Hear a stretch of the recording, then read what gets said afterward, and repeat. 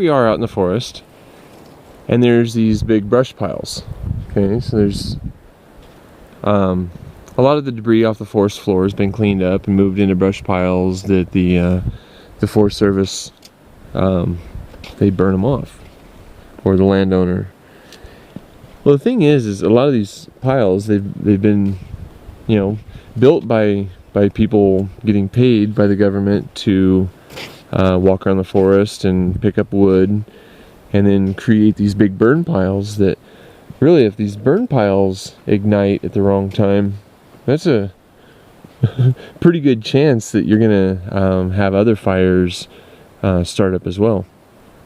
Why wouldn't we promote dispersed camping a bit more and use a few of our resources to provide some very primitive parking spots?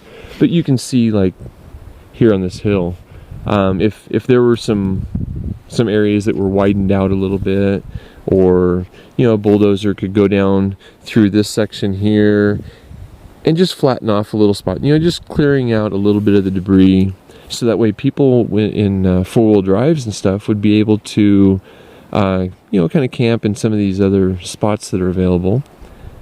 Well, then you have a free resource of people walking around the forest and picking up sticks, and they're burning them in very small controlled fires that are being watched each night.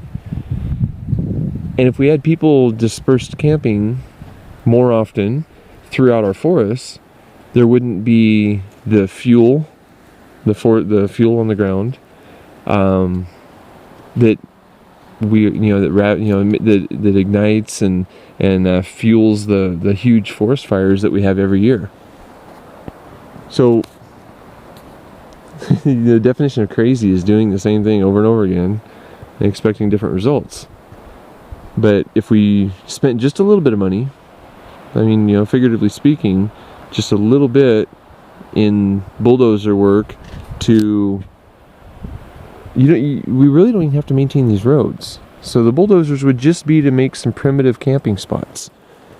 And most people that I know that go out and do the primitive camping, we have a shovel and we have a rake, and we improve the areas that we're living in, because shouldn't we always strive to make our environment a little bit better?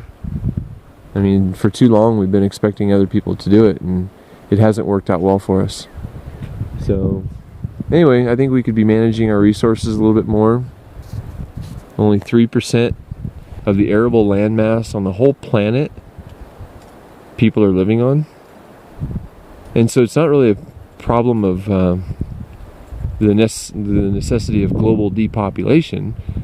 It's just managing our resources. It's living symbiotically with the environment and our surroundings, and using them appropriately.